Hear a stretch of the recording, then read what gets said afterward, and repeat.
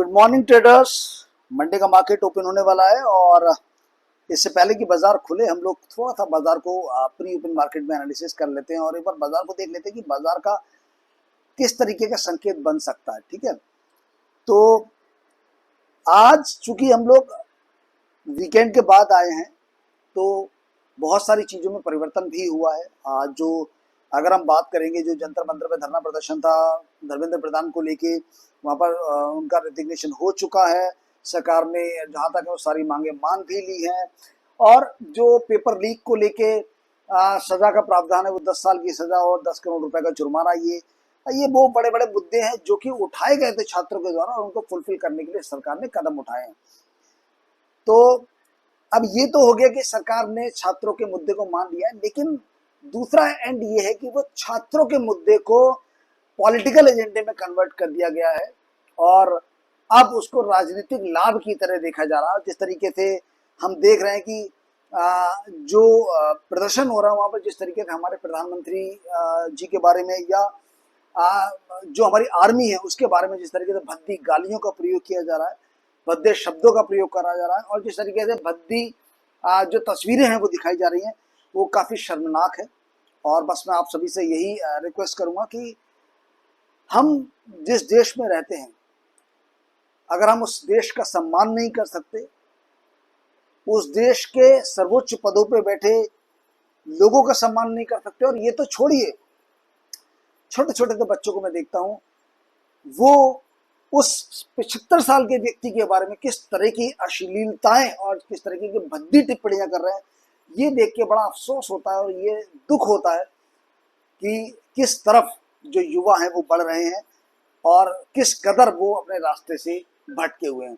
तो मैं आप जो भी लोग वीडियोस देख रहे हैं, मैं आप सभी से बस ये निवेदन करूंगा कि हम सभी की जिम्मेदारी है कि अपने घर के बच्चों को हम सही मार्गदर्शन दें, क्योंकि हम उनको जैसी दिशा दिखाएंगे बच्चे उस दिशा में आगे बढ़ेंगे। अगर हम उनको कोशिश करेंगे कि हाँ ठीक है, मैं ये मानता हूँ कि ज़्यादातर बच्चे समाज में जो देख रहे हैं उसको देख के बड़े होते हैं, लेकिन ये हमारी भी रिस्पॉन्सिबिलिटीज बनती है कि हम बच्चों को बताएं, फैक्ट्स के आधार पर बताएं, तरीके से कुछ अलग अलग तरीके ढूंढ के समझाएं, जिससे बच्चों को समझ में आए कि सही और गलत का जो भेद होता है वो बहुत माइनर होता है, उसको आपको कैसे करना होता है। क्योंकि अगर आप हर चीज को अपने ईगो को आगे लाके अगर समझने की कोशिश करेंगे, आप कभी समझ नहीं पाएंगे। हमेशा याद रखिए, बुद्धि बहुत सीमित होती है, बुद्धि उतना ही जानती है जितना आपने सीखा, लेकिन सत्य जरूरी नहीं है वही है जो आपने देखा।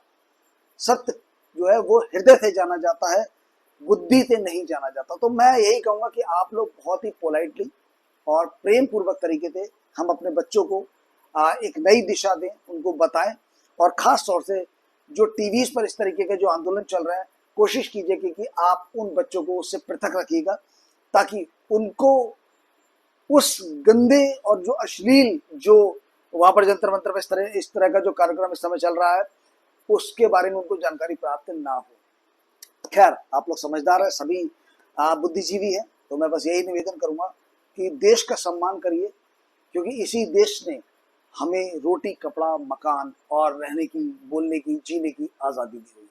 इस आज़ादी का नाजायज फायदा ना उठाएं। चलिए, खैर सोमवार आ चुका है और मंडे में क्या बाजार को मिलने वाला है और किस तरीके का सिनेरियोस बनने वाले हैं, इसको समझ लेते हैं। फ्राइडे के सेशन में अगर हम देखेंगे, हाँ दोस्तों मैं आपको बता दूं, ये वीडियो शुरू करने से पहले कि वीडियो केवल नॉलेज पर्पस के लिए बनाया गया है, किसी भी तरह का बाई, होल्ड, सेल या इन्वेस्टमेंट का रिकमेंडेशन आपको नहीं किया जा रहा है। तो अगर किसी भी तरह से आपको कोई निवेश का प्लान करना है, ट्रेड लेना है, तो आप अपने फाइनेंशियल एडवाइजर से या तो मदद दीजिएगा या फिर अपनी खुद की रिसर्च और रिस्क कैलकुलेशन करने के बाद ही आप इसमें निवेश दीजिएगा। तो मैं अतुल सिन्हा आप सभी का मार्केट विजडम विद अतुल पर बहुत बहुत स्वागत करता हूं और उम्मीद करता हूं आज का ये वीडियो आपको काफी मदद करेगा बाजार को समझने में। तो चलिए यहाँ पर शुरुआत करते हैं और देखते हैं कि निफ्टी का जो सिनेरियो है वो किस तरीके का फॉर्म हो रहा है। तो यहाँ पर दोस्तों देखिए, फ्राइडे का जो क्लोजिंग था वो काफी इंटरेस्टिंग था। बाजार गैप डाउन ओपन हुआ था।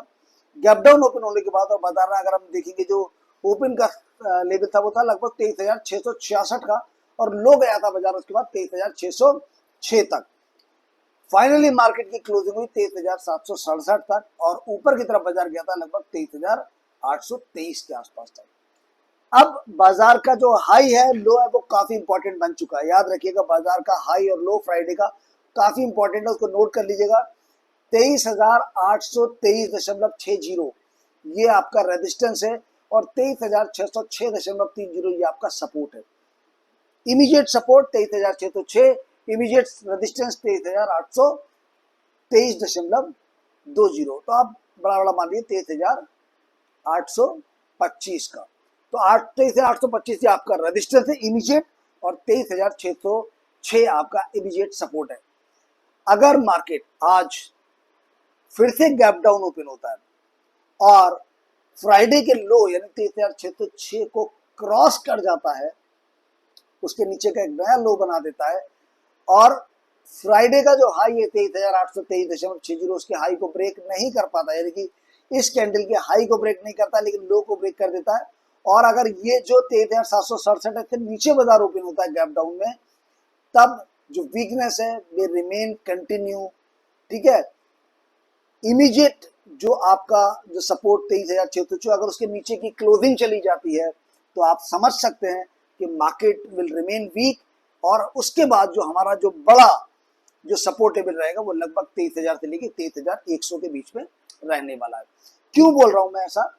उसका रीजन ये है कि मार्केट ने यहाँ पर हाई बनाया था और यहाँ पर हाई बनाने के बाद आप देखेंगे गैप डाउन ओपन हुआ, लोअर हाई बना, मतलब इस कैंडल के हाई ने प्रीवियस कैंडल के हाई को नहीं तोड़ा तो लोअर हाई बन गया और गैप डाउन।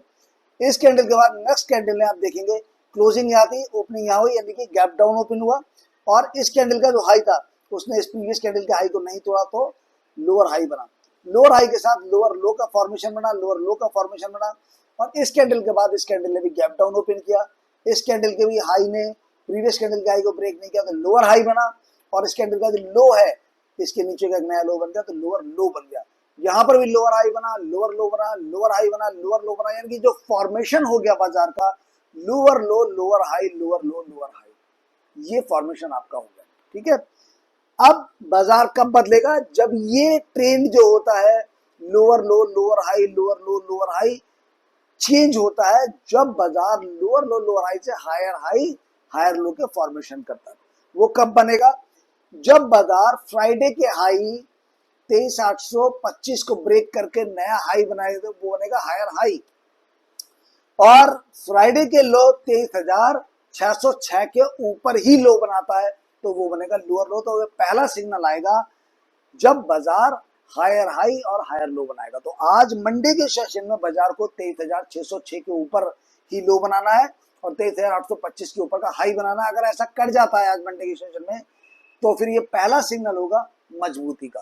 ठीक है, इसको बुलिशनेस मत मानिएगा, बट पहला सिग्नल होगा।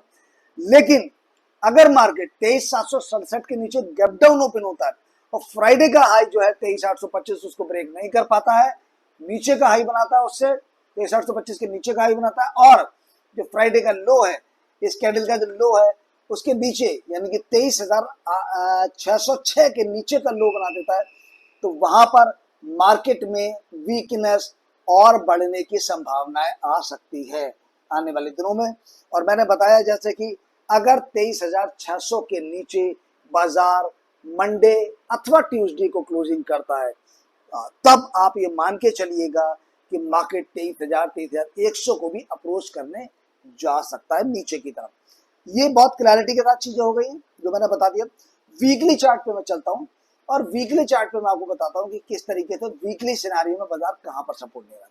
तो देखिए ये जो मूविंग एवरेज आ रहा है ये है सिंपल मूविंग एवरेज जो क्लोजिंग चार्ट पे रहता है और ये simple moving average 20 period moving average है। 20 पीरियड का मतलब है कि मैं वीकली चार्ट पे दे रहा हूं तो पिछले 20 हफ्ते का, तो पिछले 20 हफ्तों का मूविंग एवरेज है ये।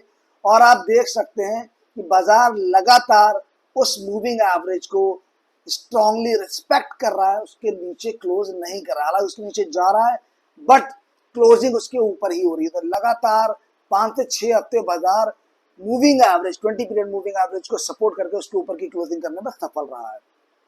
लेकिन ये लास्ट वीक है जुलाई मंथ का, अगर इस वीक बाजार 20 पीरियड मूविंग एवरेज के नीचे का क्लोजिंग कर देता है वीकली का तो ये वीकनेस का सिग्नल बढ़ जाएगा और वहां पे सेलिंग प्रेशर बढ़ता हुआ आपको दिखाई देगा।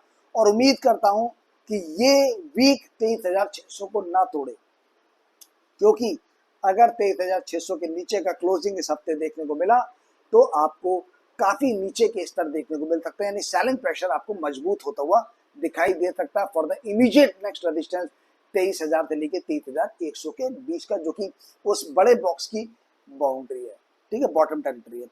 अच्छा, ये चीज तो हो गई आपको वीकली चार्ट पे। नाउ फाइनली चलते चलते मैं आपको मंथली चार्ट पे भी दिखाऊंगा कि मंथली चार्ट का जो सिनारियो है वो अगर हम देखेंगे भाइयों मेरे, तो हम देख पाएंगे कि बाजार किस तरीके से ये 20 पीरियड मूविंग एवरेज है जिसको रेजिस्ट कर रहा है। वीकली चार्ट पर सपोर्ट ले रहा था 20 पीरियड का, लेकिन मंथली चार्ट पर 20 पीरियड का स्ट्रॉन्ग रेजिस्टेंस है पिछले लगातार 5 महीनों से, ठीक है। ये ब्रेकडाउन हुआ था 1 2 3 4 पिछले 5 महीने से मार्केट कंटिन्यूसली एफर्ट्स मार रहा है कि वो 20 पीरियड मूविंग एवरेज के ऊपर की क्लोजिंग कर दे, लेकिन क्लोजिंग तो दूर की चीज है, उसके ऊपर फ्लक्चुएशन में भी जाने में उसको बहुत तकलीफ हो रही है। आप देखेंगे बहुत नॉमिनल सा बिक गया, नॉमिनल सा बिक गया, यहाँ तो अंडरशूट किया और यहाँ पर भी नॉमिनल था, तो बहुत ही कमजोर फिलहाल अगर हम सिर्फ लॉन्ग टर्म के मंथली चार्ट देखेंगे तो बुल्स जो है हमें काफी कमजोर नजर आ रहा है, बियर्स की ताकत अभी हमें काफी अच्छी नजर आ रही है।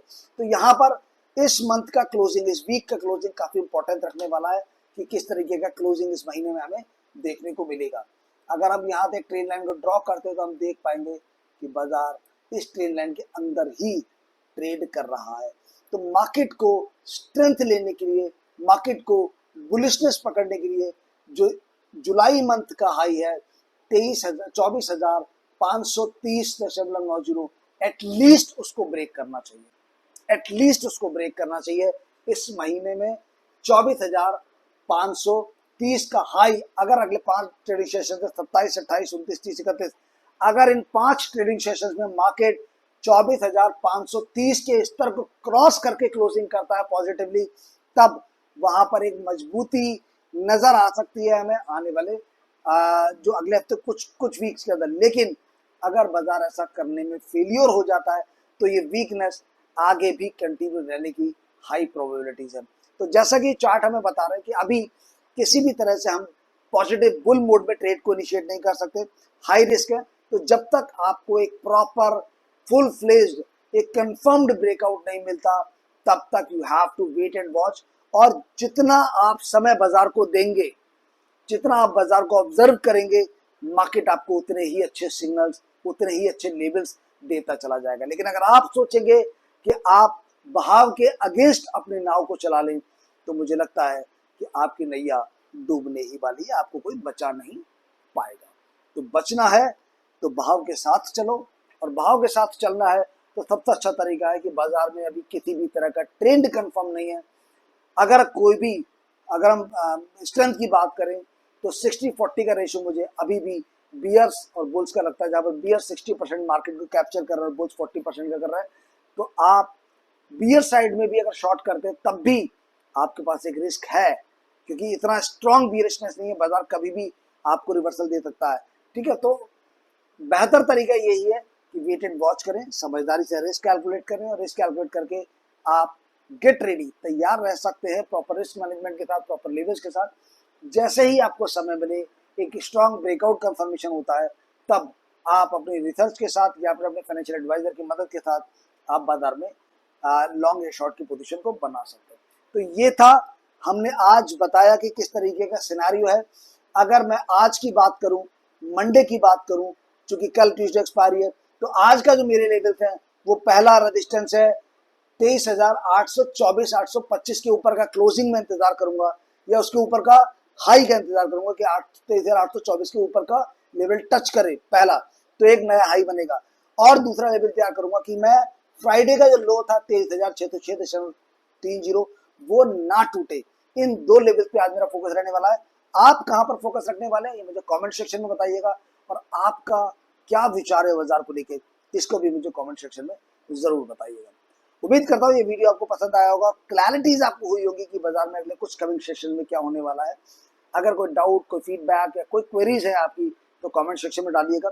आपके सुझाव काफी वैल्यूएबल रहेंगे मेरे लिए, क्योंकि वो बताएंगे कि कैसे हम अपनी क्वालिटीज़ को आपके अकॉर्डिंग इम्प्रूव कर सकते हैं ताकि आपको ज़्यादा से ज़्यादा फायदा मिल सके। ठीक है, तो चलते चलते आप इस वीडियो को अगर आपको पसंद आया तो लाइक और शेयर कर दीजिएगा, और अगर आप चाहते हैं कि इसी तरीके के बेस्ट टेक्निकल एनालिसिस के वीडियोस आपके साथ शेयर करता रहूं तो आप चैनल को सब्सक्राइब करके बेल आइकन प्रेस कर लीजिएगा, जिससे आने वाले जो वीडियोस हैं उनका नोटिफिकेशन सबसे पहले आपको मिल सके और आप मार्केट की कदम ताल पे कदम से कदम मिला के चल पाए। तो मिलता हूं अपने अगले वीडियो में, तब तक के लिए मैं अतुल सिन्हा आप सभी का हार्दिक हार्दिक धन्यवाद करता हूं दोस्तों। Thank you so much.